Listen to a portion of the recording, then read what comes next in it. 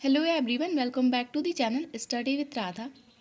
Guys, आज की इस वीडियो में हम डिस्कस करेंगे डीडीयू गोरखपुर यूनिवर्सिटी के एमकॉम फोर्थ सेमेस्टर के paper corporate tax planning and management के कुछ इंपॉर्टेंट एमसीक्यूज़ को। फर्स्ट क्वेश्चन है हमारा, कंसीलमेंट ऑफ इनकम और false claim to reduce tax liabilities are case of dash. आय को छुपाना या कर देनदारी को कम करने के लिए झूठे दावे डैश के मामले हैं। तो ये टैक्स इवेजन के मामले हैं, इसको हम टैक्स इवेजन कहते हैं, यानी कर की चोरी कहा जाता है। ऑप्शन नंबर ए करेक्ट हो जाएगा। नेक्स्ट क्वेश्चन है हमारा, using the loopholes of law to reduce tax is known as. कर को कम करने के लिए कानून की खामियां का उपयोग करना कहलाता है। इसको हम टैक्स अवॉइडेंस कहते हैं। इसमें क्या होता है, ये लीगल होता है क्योंकि टैक्स इवेजन जो था वो इलीगल मेथड से किया जाता है, लेकिन टैक्स अवॉइडेंस जो है वो लीगल मेथड से किया जाता है। इसमें क्या होता है कि जो कानून की गलतियाँ होती हैं उसको पकड़ के उसका यूज़ करके हम अपने टैक्स को रिड्यूस कर सकते हैं। ठीक है, इसको हम टैक्स अवॉइडेंस यानी कि कर परिहार कहते हैं। थर्ड क्वेश्चन है हमारा, dash is the device which satisfy the requirement of law but not the accordance with the intention of the law. वह उपकरण जो कानून की आवश्यकताओं को पूरा करता है लेकिन कानून के इरादों के अनुसार नहीं होता है, इसको क्या कहते हैं? तो इसको भी हम टैक्स अवॉइडेंस कहते हैं। जैसा कि मैंने अभी बताया कि ये कानून की ही गलतियों को पकड़ के हम, कानून की कमजोरियों को पकड़ के हम उसका यूज़ करके टैक्स को कम कर लेते हैं। तो इस प्रक्रिया को टैक्स अवॉइडेंस कहते हैं और ये एक लीगल मेथड है टैक्स को कम करने का। ठीक है, नेक्स्ट क्वेश्चन है हमारा, reducing tax liabilities utilizing the reduction example of resale allow it the act and rules is called. कर देनदारियों को कम करना, अधिनियम की अनुमत कटौती, छूट या राहत का उपयोग करना और नियम कहलाते हैं।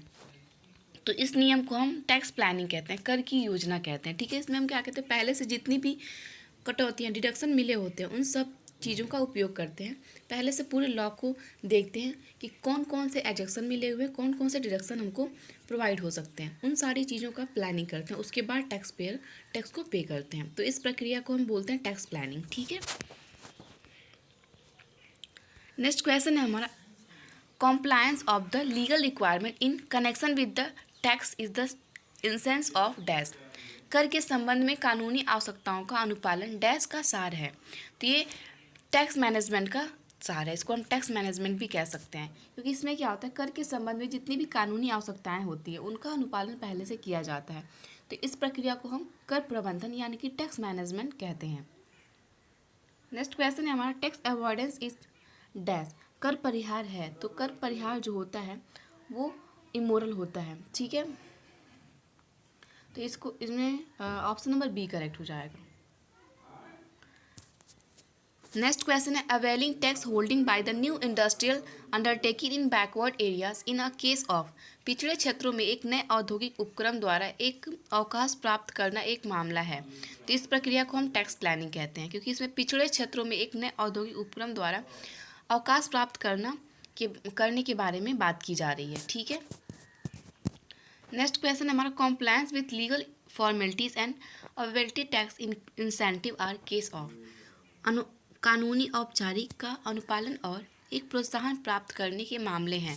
तो इसको हम टैक्स मैनेजमेंट कह सकते हैं। ठीक है, ऑप्शन नंबर हमारा डी करेक्ट हो जाएगा, कर प्रबंधन।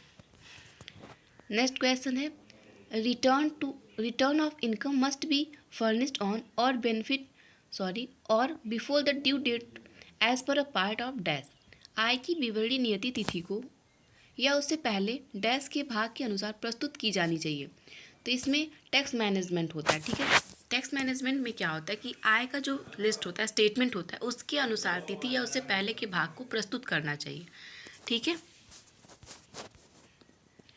नेक्स्ट क्वेश्चन है हमारा, the total income of domestic company is taxable at the rate of dash. एक घरेलू कंपनी की कुल आय की दर से जो होती है, तो ये 30% की दर से इस पर टैक्स लगता है। ओके, तो ऑप्शन नंबर बी करेक्ट हो जाएगा। किसी भी डोमेस्टिक कंपनी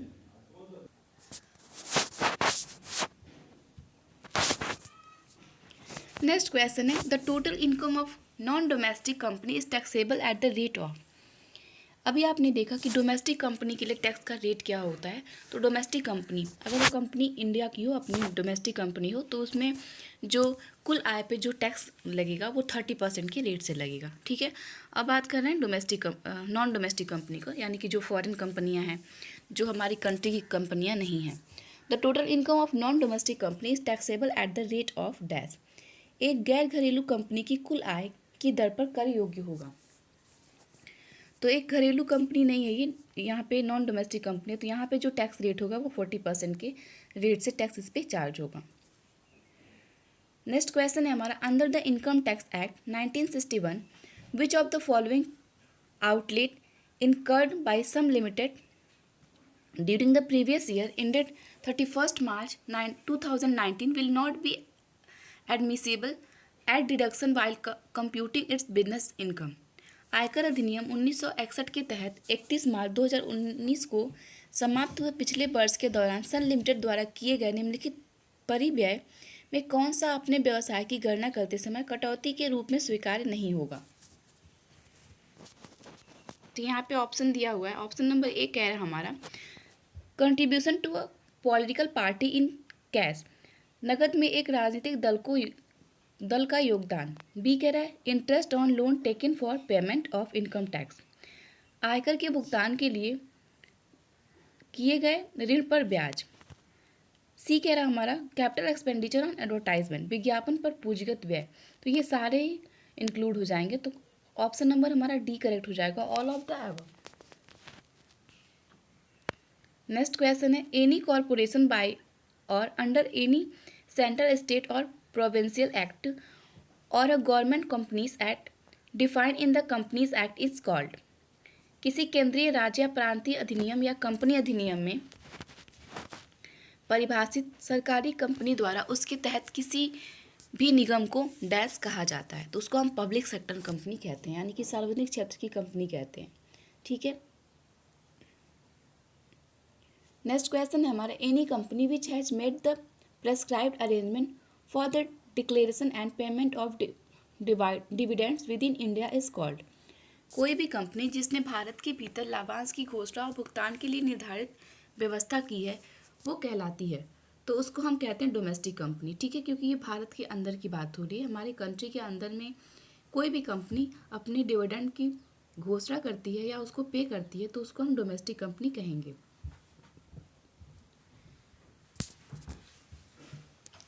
नेक्स्ट क्वेश्चन है हमारा a company which is neither an Indian company not had made the prescribed arrangement for the declaration and payment of dividend within India is called। एक company जो न तो एक भारतीय कंपनी है और न ही उसके भारत के भीतर लाभांश की घोषणा और भुगतान के लिए निर्धारित व्यवस्था की गई है कहलाती है,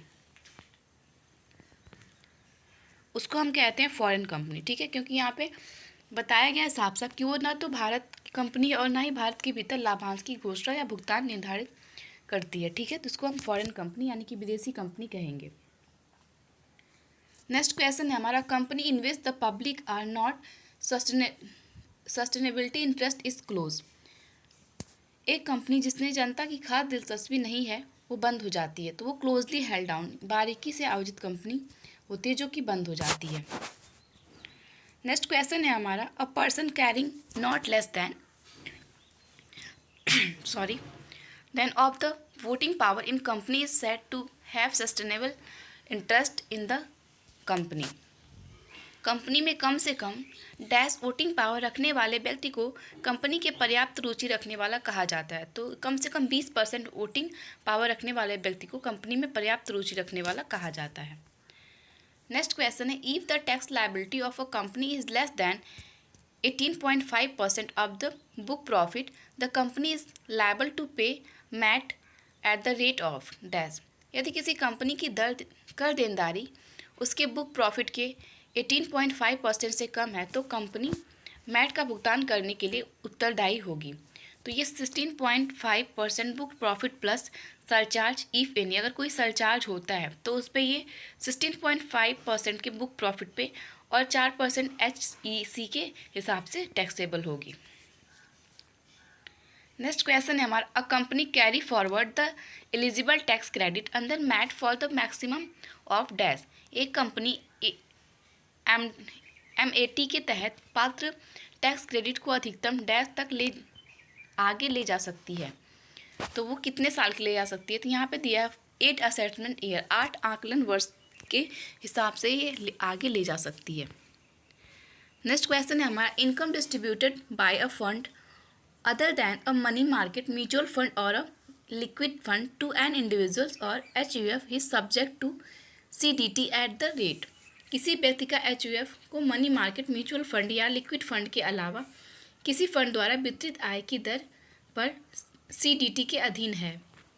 तो ये किस रेट के अधीन है? तो ये हमारा है 25% plus surcharge plus 10% plus 4% HEC। ठीक है। नेक्स्ट क्वेश्चन हमारा कह रहा है, under the head income from house property the basic charge as.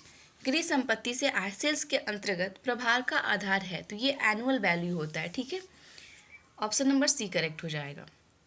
Next question है हमारा, which among the following is not available to companies. निम्नलिखित में से कौन सा कंपनी के लिए उपलब्ध नहीं है? तो धारा जो 80G है वो कंपनी के लिए उपलब्ध नहीं है। ठीक है, तो ऑप्शन नंबर C करेक्ट हो जाएगा। नेक्स्ट क्वेश्चन है, MAT provision are applicable to. MAT जो प्रावधान है वो निम्नलिखित में से किस पे अप्लीकेबल होता है? तो वो नॉन डोमेस्टिक कंपनीज के लिए अप्लीकेबल होता है। ऑप्शन नंबर A करेक्ट हो जाएगा। नेक्स्ट क्वेश्चन है हमारा, which among the following is not widely held company. निम्नलिखित में से कौन सा व्यापक रूप में आयोजित कंपनी नहीं है? तो यहाँ पे जो लिमिटेड कंपनी होती है, यहाँ पे नाम ही उसका लिमिटेड हो गया है, तो आप समझ सकते हैं जो लिमिटेड कंपनी होती है वो वाइल्ड कंपनी नहीं होती है। ठीक है, क्योंकि इसके नाम में इसका आंसर है लिमिटेड कंपनी की वजह से। तो आई होप आपको ये सारे क्वेश्चन समझ में आए हो। मिलते हैं नेक्स्ट वीडियो में कुछ और इंपॉर्टेंट क्वेश्चंस के साथ। Thank you, have a good day.